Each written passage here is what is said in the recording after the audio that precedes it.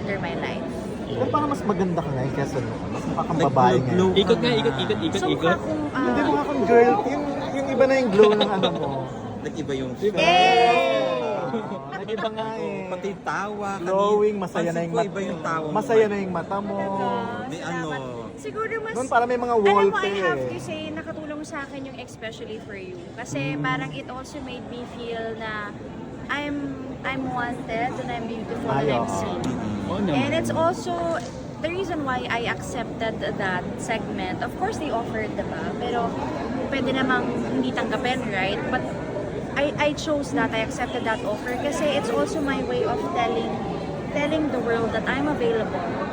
And you know, na parang open ako sa happiness. You know, na 24/7. Hindi you know, naman. Kailangan naman niya matulog. Ano yan, pare? Kailangan naman niya matulog. 11. Pares. Karinderya na eh. Parang Pares I'm overload. here. di ba? Metro I'm here. Bookstore. Bookstore? Para naman siya naghihintay lang. Oras ka na.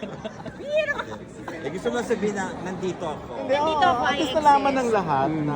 And it's normal Pwede. kasi syempre, I guess ako siguro kung if you're gonna ask me if yung postpartum, it's more on that side talaga na totoo na feel ko talaga na parang ang tsaka ko Parang, talaga? oo, naramdaman ko talaga yun. Tapos lalo na syempre nag-iba yung, syempre may marks, di ba, dahil sa Oo, nagbago panganak. na Ramdam ko siya ng malala. And because of that segment, especially for you, I really felt na, ay, okay, nag-exist pala talaga ako na, okay, totoo pala yung sinasabi sa akin ng mga pamilya ko at ng mga kaibigan. So may dumating pala sa point na parang ang pangit-pangit mo. Ang May pakiramdam ganun ko. Oo, talaga as in, Papapunta na Hirap yun ako. sa ano, sa postpartum. Hirap ako. And I'm just Lalo really ba nung grateful. humiwalay? Lalo na? Ganun ba yung pakiramdam mo? Hindi naman. Well, based on my story, kasi yung sa amin naman talaga, hiwalay na kami bago may nabuo na baby. So, I think yung struggle talaga sa amin, we never really had a breakup.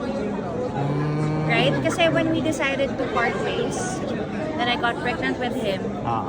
So we have to see each other forever. And it's gonna be forever. Because, syempre, may anak na kami. may parting gift siya sa'yo. Yes. Asan siya Part yun. Hindi ko alam. Dahil We're talking lang really about, syempre, sa anak lang namin. We're trying our really best to be professional about it, if that's the right word. But, mahirap. Yeah, civil. Kasi hirap din pala to be in a situation na co-parenting. It's not easy. Pero kasi di ba, Rita, pag single mom, kala ng mga lalaki, madaling makuha eh. May ganong connotation. Talaga po. Meron naman, pero kasi siguro yun ang napansin ko din sa sarili ko na sobrang naging ko sa sarili ko, how do I say it? Kung dati madali akong kausap, hindi na ako madali kausap. Mas pakipot lang. mas kasi may baby na. Sa pakipot I think mas ko, grabe yung pag-guard ko sa sarili ko, tsaka sa heart you already know your worth. Yun din, tama ka doon na parang unti-unti, slowly, I am seeing my worth, you know, as a person and as a woman. So, alam ko na kung ano yung deserve ko. So, kung kapag wala ka sa kalingkingan, sorry, bye. Dahil dyan, invite the viewers to watch Widow's War. Galing Yun, so maraming salamat po sa mga makakapanood ng AVP kung ipapalabas man nila yun.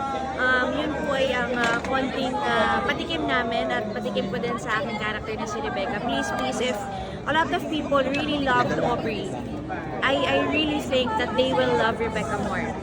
So I'm really trying my best and giving my 110% to really portray Rebecca the most beautiful that I can.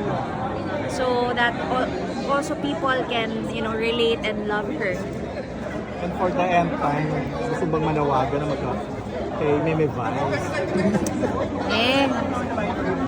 Baka ikaw na lang muna sumagot, gano'n na lang. Kasi kapag tinatanong nila ako, syempre hirap naman sumagot. So pag tinanong ka na lang nila, May, ikaw na lang sumagot, love you. Okay.